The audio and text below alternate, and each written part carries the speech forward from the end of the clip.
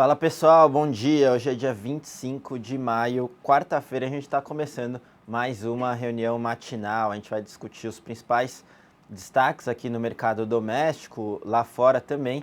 A gente passa pelo painel corporativo e termina com o fluxo aqui na XP, tanto na mesa de equities como também na parte de aluguel BTC. Mas para começar aqui, principais destaques no cenário doméstico, a gente tem o Congresso aprovando a nova meta fiscal para 2016, era aquele primeiro teste do novo governo e foi aprovado nessa madrugada. A gente também teve alguns dados de confiança, tanto no comércio como na construção, confiança em alta, e também a gravação do Renan Calheiros, que o Sérgio Machado assinou na delação premiada. Então já algumas informações sobre isso que pode, obviamente, impactar no mandato do Renan.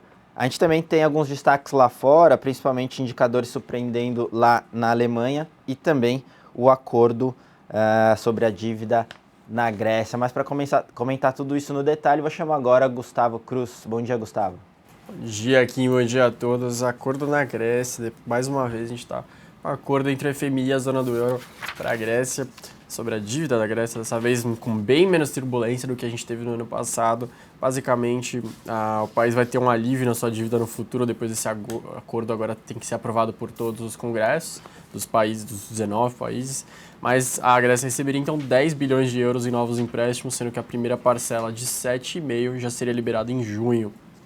Então, um alívio para o país, depois de cumprir várias medidas de austeridade. Ainda na Europa, outro destaque fica com a Alemanha. Ontem a gente já teve alguns indicadores bons da Alemanha, além do PIB, que veio em linha, mas de qualquer forma melhor do que o anterior. E hoje a gente teve dois indicadores de confiança vindo do país, surpreendendo para cima, um pouquinho, bem ligeiramente para cima, mas de qualquer forma surpreendendo para cima. Então, o índice de sentimento das empresas foi de 106,7 para 107,7, esperado era só para 106,8, e no índice de confiança do consumidor passou de 9,7 para 9,8 em maio, expectativa era de estabilidade, então dois indicadores puxando para cima. As bolsas, tanto na Europa quanto os futuros de Nova York, estão avançando. Aí, em parte, também por causa desses indicadores melhores na Alemanha, pelo acordo da Grécia ter sido resolvido de forma relativamente mais fácil, e também pela alta nos preços de petróleo. Considerando um pouco também a sexta-feira que a gente vai ter, diferentemente das últimas semanas, sexta-feira a gente tem PIB dos Estados Unidos, segunda leitura, e discurso da Janet Yellen, presidente do Fed, que provocou nas últimas vezes muita cautela nos dias anteriores. Dessa vez o mercado parece se desconsiderar um pouco. Indo para a parte doméstica agora, diversos destaques, começando pelos indicadores de confiança. Ontem já teve confiança do consumidor surpreendendo, vindo bem forte.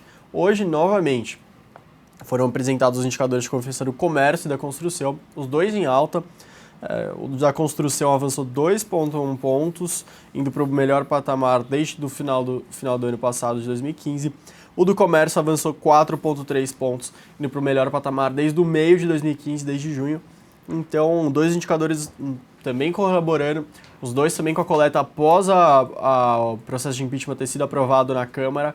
Então, os coordenadores da pesquisa destacaram que como as expectativas puxaram esses dois indicadores para cima novamente, com os respondentes falando que a expectativa da troca de governo deve trazer algum alívio. Então, isso está provocando uma alta nos indicadores de confiança. A ver, de qualquer forma, uma perspectiva de melhora. Agora, na parte política, a gente já teve ontem o primeiro teste do governo Temer com a aprovação da meta fiscal. Foi aprovada depois de debater durante muito tempo. A oposição, principalmente o PT, tentando retardar ao máximo a votação, mas durante a madrugada foi aprovado. Então, a meta que prevê um déficit de 170 bilhões nas contas do governo, sendo que os estados e municípios apresentaram um superávit de 6 bilhões e o governo federal de 170 bilhões. A gente também teve de destaque ontem as medidas que foram anunciadas, a gente vai comentar logo mais no XP Connection. O próximo passo, segundo os principais jornais, mais medidas no sentido do Crescer, aquele programa que deve ocupar o lugar do PAC, deve ser a marca do governo Temer, a pretensão deles de atrair maiores investimentos privados, principalmente investimentos estrangeiros. Então, para fortalecer essa parceria, nas próximas semanas devem ser as próximas medidas que vão ser anunciadas para estimular os investimentos, estimular o crescimento do país. Dentre as informações que surgiram hoje, seria a recriação, que era uma ideia da presidente Dilma, do Fundo Garantidor de Infraestrutura por meio de venda de ativos da União, que receberia cerca de 500 milhões e seria suficiente para garantir o financiamento de 5 bilhões em financiamentos.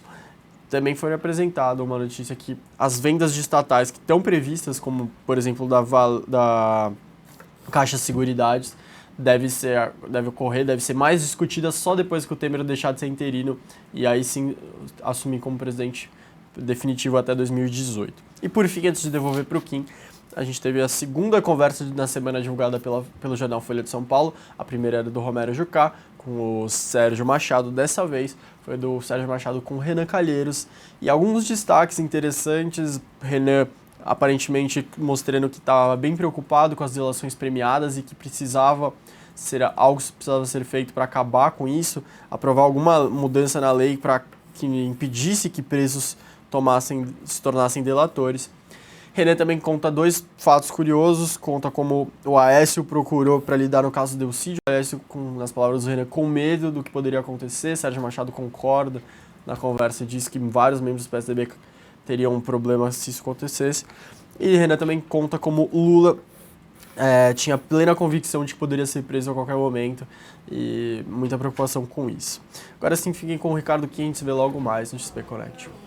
Obrigado, Gustavo. Obrigado pelas informações. Passar aqui pelo painel corporativo, começar com o setor de petróleo. A ANP quer retomar ali a revisão do cálculo dos royalties do petróleo. Só para a gente lembrar, essa pauta estava travada desde janeiro. Ali, obviamente, quem era contra isso eram as petroleiras e até o próprio governo federal. Mas o estado do Rio, que a gente sabe que está mal das pernas, é totalmente a favor, então eles vão começar a discutir isso de novo, a essa vontade da ANP, mas de novo muito conflito de interesse ali, governo federal e petroleiras contra governo estadual e a ANP a monitorar. A gente tem também no setor de mineração, o novo ministro ele comentando que quer voltar a conversar sobre o código de mineração, que há tanto tempo se discute, o aumento ou não dos royalties lá na mineração. De acordo com o novo ministro, Fernando Coelho Filho, ele acha que as atuais alíquotas ali dos royalties está defasada. Ele cita aí alguns outros países, como a Austrália cobrando bem mais, 7,5%, Rússia 4,8% e China 2,5%. Muito se fala também em algumas bandas, né, já que o preço do minério caiu bastante e esse aumento dos royalties tenderia a prejudicar a margem das mineradoras e essa questão foi um dos motivos de que isso tudo ficou parado ali. Então você ia discutir o código de mineração com o minério a $100, que obviamente aí fazia algum sentido, mas agora o cenário mudou, então é isso que as mineradoras comentam, não tem espaço para aumento nesse sentido. Passando para o setor de Steel, né? A gente está falando aqui os Minas, muito da questão do conselho, etc. Hoje vai ter a reunião do conselho para definir a diretoria e o Romeu de Souza, que é o atual presidente, pode ser substituído. Essa é a vontade da Nippon, mas a Térnio é contra, obviamente, ela quer manter o executivo. Então, reunião hoje às 9h, lembrando que nessa reunião a CSN não vai participar por conta da decisão judicial. Ela tem 2 membros ali, mas essa recente decisão da Justiça comentou que ela não deveria participar por enquanto dessas reuniões do CA. E só para terminar aqui rapidamente, o CEO da Telecom Itália comentando que agora não é o melhor momento para falar em venda da TIM. Primeiro precisa fazer uma reestruturação na empresa para depois sim começar a pensar em algum tipo de deal de venda ou fusão, algo nesse sentido, tá, pessoal? Então esses foram os principais destaques aqui no painel corporativo. Vou passar aqui para a parte de fluxo, aqui na XP no dia de ontem. Os locais terminaram net vendidos em cerca de 7 milhões de reais. Destaque na compra para MRV, BR Foods, GGBR, Elet e Cielo. Destaque na venda para BBAS, Sabesp, Elet, Fibra e Croton. Os estrangeiros eles terminaram net vendidos em cerca de 12 milhões de reais. Destaque na compra para BBAS, BVMF e Estácio. Destaque na venda para GGBR, JBS, CSN e Pecar. Esses foram os destaques de fluxo e também a gente tem alguns comentários da mesa de aluguel, BTC, comentando aqui principais demandas CSN, Vale e Natura. Lembrando que CSN e Vale já está há algum tempo ali como as mais demandadas para aluguel, tá, pessoal? Então esses foram os principais destaques aqui na nossa reunião matinal. Eu vou chamar agora o Thiago Salomão para comentar os destaques lá na Infomoney. A gente teve a questão da gravação no começo dessa semana, atingindo o Jucá e hoje também atingindo o Renan e mais para frente o Sarney. Mas o que você tem aí de destaque, Thiago? Bom dia. Bom dia, Kim. Boa quarta-feira para você. Quarta-feira de véspera de feriado, mas que promete muita coisa no mercado. Primeiramente, o vazamento da conversa do Renan com o ex-presidente da Transpetro, Sérgio Machado. Mas diferente do que a gente viu na segunda-feira, essa gravação deve fazer menos burburinho, né? Deve fazer menos barulho. Na segunda foi um alarde no mercado, todo aquele risco sobre como o Temer ia levar, o quão sólido estava o governo Temer, mas nessa, pelo menos a conversa revelada mostrou apenas coisas que o Renan já tinha dito, como o fim de delação premiada para quem está preso, e também o Temer teve um ponto favorável, que foi a aprovação simbólica na madrugada da meta, que tinha sido adiada a votação, acabou sendo aprovada, então nisso aí pelo menos não vai fazer tanto barulho como a gente viu na segunda, né? Mas o destaque acaba ficando com o pacote de medidas que o Meirelles anunciou ontem, né? Foi até, o mercado ficou o dia inteiro nisso, né? Porque o Temer falou, quando o Meirelles começou a falar, cortaram a transmissão, voltou só de tarde, o Meirelles falou muito e na Bolsa a gente já viu o impacto inicial, a Bolsa chegou a reagir em alta, mas fechou estável, mas quem sofreu impacto direto foi o Banco do Brasil, quando o Meirelles falou da extinção do Fundo Soberano, e isso pode acabar forçando uma venda, um overhang, né, das ações do Banco do Brasil, já que o Fundo Soberano tem muitas ações do Banco do Brasil, foi a maior queda da Bolsa ontem, Kim. Boa, é isso aí. Só um comentário aqui sobre essas medidas. Até chama atenção, né, que lá fora subia muito forte, Estados Unidos, Europa, e aqui a Bolsa também, apesar do qualitativo das medidas ser interessante, o mercado ter gostado, em termos de dinâmica de preço, não refletiu tanto assim. E realmente no passar do dia de ontem para hoje, a gente teve mais algumas questões positivas aí que você bem mencionou da nova meta do orçamento, etc. Então, vamos ver como que vai reagir hoje. Até então, bolsas lá fora estavam subindo, isso aí pode ajudar também, mas a gente vai ter que ver ali a questão das medidas, né, o quão fácil vai ser passar isso no Congresso, que talvez seja essa cautela aí que os investidores estejam precificando, por isso que não saiu esticando, porque, de novo, o caminho vai ser árduo daqui para frente. Valeu, Salomão, valeu, pessoal, por hoje é só, a gente se vê na próxima. Obrigado. Obrigado, Kim. Bom, a repercussão do pacote de medidas, opiniões dos economistas sobre as medidas anunciadas e a agenda dessa quarta-feira você vê agora no Infomoney na Bolsa. Roda a vinheta.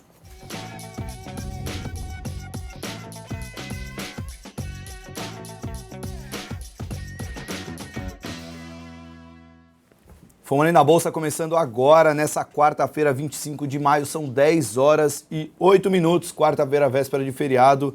Mas lê do engano se o investidor acha que vai poder emendar tranquilo esse feriado, isso porque a gente já falou que na sexta-feira tem a divulgação do PIB dos Estados Unidos referente ao primeiro trimestre desse ano.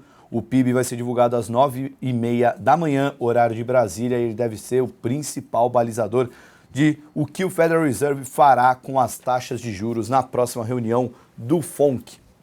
A gente sabe o impacto que tem isso no mercado, se subirem os juros, provavelmente vai trazer mais dinheiro de volta para os Estados Unidos, isso vai tirar dinheiro de locais que um pouco mais arriscados, vamos dizer o Brasil, um pouquinho mais arriscado que os Estados Unidos, que paga um juro próximo de zero, com o juro subindo cada vez mais, vai diminuir o gap entre o que recebe aqui no Brasil e o que recebe nos Estados Unidos, os investimentos em renda fixa. No mais, bolsas internacionais subindo nessa manhã, vamos dar uma olhadinha rápida aqui. A gente está vendo o Dow Jones e o S&P Futuro subindo na faixa de 0,4%. Na Europa, bolsa subindo entre 0,6% como o FTSE 100 da Itália e o de Londres, desculpe, e até bolsa subindo mais de 2% como o IBEX 35, o índice de ações da Bolsa de Madrid. No Brasil, o Ibovespa sobe 0,71% a 49.695 pontos, enquanto o dólar futuro cai 0,49% a 3,558.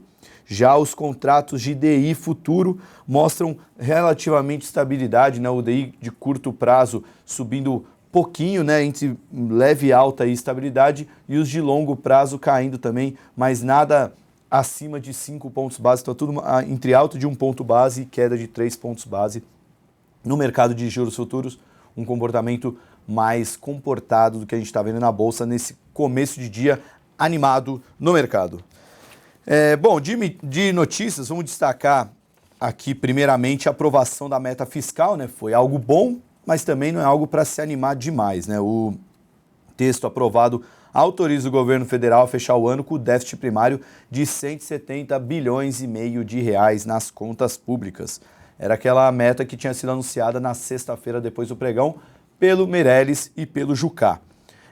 Agora, depois dessa aprovação, a gente já recebeu uma análise, foi do Ricardo Ribeiro, analista da MCM Consultores. Ele falou que a votação da meta mostra que é uma articulação forte por parte do governo no Congresso, ainda que não seja um tema tão controverso.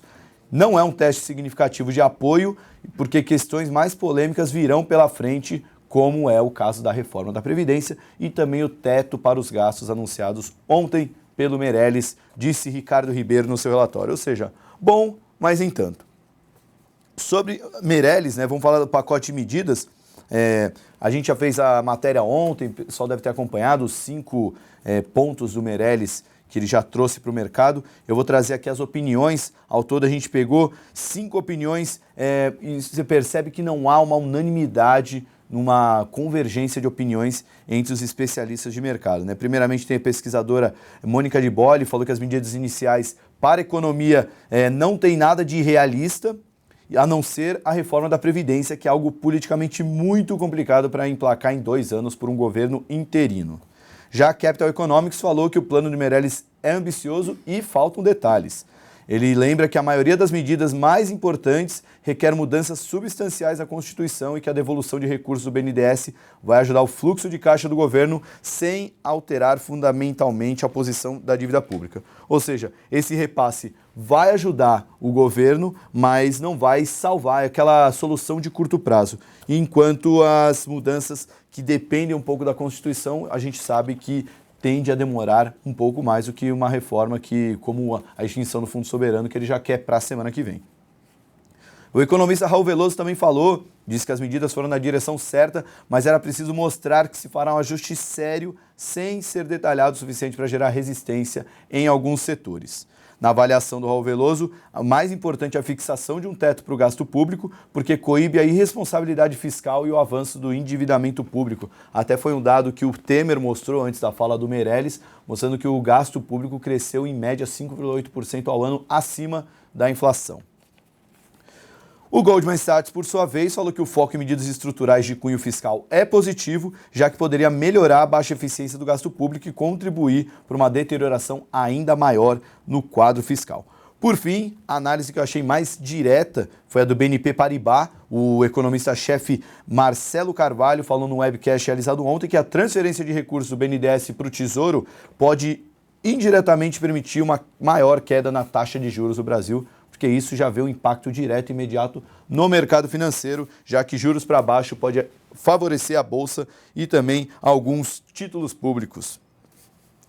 Bom, outras notícias que a gente tem hoje, né, na agenda, a gente tem estoques de petróleo, 11h30 da manhã, um indicador que costuma mexer muito com o preço do barril do petróleo e pode também afetar a Petrobras. Vai sair 11h30 da manhã, são os dados de estoque de petróleo em Cushing, Oklahoma. Na semana anterior houve uma alta de 1,31 milhão de barris de petróleo. E também na agenda, às 4 horas, o temível CAGED vai sair. A expectativa da LCA Consultores é de um fechamento líquido de 149.100 postos de trabalho em abril, mais do que os 97,8 mil registrados no mesmo período do ano passado. O CAGED que vem trazendo resultados terríveis a cada mês no mercado de trabalho brasileiro. E por fim, um indicador que passou desapercebido um pouco no mercado ontem, até pela todo mundo de all eyes on Mireles, né? E ninguém olhou para o que aconteceu nos Estados Unidos, o indicador de vendas de moradia mostrando uma alta de 16,6%, foi o maior resultado em 8 anos. A estimativa, só para ter uma noção, era de alta de 2% nas vendas, ou seja, 8 vezes mais do que era esperado. Um resultado excelente, mostrando a força da economia americana. Não é um principal balizador para os próximos passos do Fed, mas naturalmente mostra que há uma força no mercado norte-americano, pelo menos no setor imobiliário, que em 2008 foi o calcanhar de Aquiles da crise do subprime. Bom, para fechar a pauta, vamos falar da gravação do Renan, que a gente já comentou um pouco, né? Entre os destaques da conversa divulgada pelo jornal Folha de São Paulo, o Renan afirmou para o ex-presidente da Transpetro que apoia uma mudança na lei que trata da delação premiada de forma a impedir que um preso se torne delator. É praticamente o ponto central da Operação Lava Jato, né? As delações começaram a se tornar mais costumeiras a partir do momento que grandes executivos e até políticos que nunca estariam na prisão, talvez anos atrás, chegaram a ser presos de fato e só conseguiriam uma redução de pena ou até uma liberação caso revelassem os crimes ou revelassem informações que pudessem ajudar nas investigações. Obviamente, é algo completamente impopular, né? O Renan Calheiros falar isso pode trazer um barulho negativo no apoio do povo, já que muita gente ficou a favor de uma mudança de governo e o novo governo, entre aspas, já trazendo ideias antigas, né? Os diálogos foram gravados por Machado a partir de março, mas a data da conversa não foi revelada. E por fim, feriado amanhã, temos Corpus Christi e Bovespa fechada, mas para quem quiser acompanhar o mercado, vale a pena ficar de olho nos ADRs negociados na NYSE, os ADRs brasileiros negociados. A Infomoney vai fazer a cobertura como sempre faz, então fica de olho no Infomoney amanhã que vocês vão saber quais ADRs que podem se movimentaram e quais ações que podem ter um movimento forte na abertura do pregão de sexta-feira. Bom, sem mais delongas, 10 horas e 17 minutos, vamos olhar quais os destaques da Bolsa nesse momento. Agora a Bolsa subindo 0,75, máxima do dia, 49.713 pontos. A maior alta do Ibovespa nesse momento está com a Rumo, seguida por Estácios e Minas, Gerdau Metalúrgica e Gerdau. A Rumo está subindo 3,93%, Estácio 3%, e Minas também 3%, Gerdau e Gerdau Metalúrgica subindo 2%. Petrobras também aparece subindo 1,7%, Banco do Brasil 1,8%, todas elas caíram bem forte ontem, né, mostrando uma boa recuperação, mas você vê o Banco do Brasil, por exemplo, acumula queda de 5% na semana, mesmo com essa alta de 2% nesse pregão. Na ponta de baixo, a gente vê Fibra, Suzano. A Fibra a gente já deu a notícia ontem, né? Aliás, não escrita, a gente falou aqui, repetindo agora. O relatório a gente vai publicar, eu falei que a gente ia publicar a matéria ontem, mas ficou para hoje até pela enxurrada de notícias do Meirelles, né? Mas a Fibra tem uma exposição muito grande ao BNDES em termos de, proporcionalmente falando, né? A participação que o BNDES tem na Fibra em relação ao volume financeiro médio negociado pelas ações da Fibra na Bovespa, então ela seria a maior impactada caso tivesse uma venda de ações, uma diluição de ações do BNDES no mercado acionário. E a Fibra acabou sofrendo com isso, hoje está caindo de novo, também o dólar caindo ajuda a puxar a Fibra para baixo, caindo 0,9%, seguido pela Suzano 0,6%, ambas caem na semana, no mês e no ano. Aliás, no mês a Suzano sobe 6%, a Fibra cai 0,8%, até essa participação do BNDES pode ajudar a explicar esse descolamento entre as duas empresas. No mais, o mercado relativamente tímido, né? Uma véspera de feriado deve trazer um volume mais fraco, então a gente vê movimentos um pouco mais tímidos, a Bolsa agora ganhando força, já batendo 0,9 de alta, mas nenhuma ação com uma alta muito expressiva e também nenhuma ação com uma queda muito expressiva, né? Nesse momento, das 61 ações de Bovespa, apenas 7 em queda e a maior queda é 0,7, né? Então, um dia comportado, mas quase que predominantemente positivo. No mais é isso, A programação do Infomoney TV continua normalmente hoje. Na sexta-feira vamos ter o Visão Técnica, mesmo com o feriado. Vale a pena acompanhar o Visão Técnica na sexta, principalmente para quem for emendar o feriado, para já ver o que esperar depois da sexta-feira, que deve ser um pregão um pouco mais morno, a menos que venham novidades no âmbito político, mas acredito que o principal já chegou para o mercado, que foi a aprovação da meta e do plano econômico de Meirelles. Tenham todos um bom pregão, eu me despeço aqui, um bom feriado e até sexta-feira com mais um Infomoney na Bolsa. Até lá!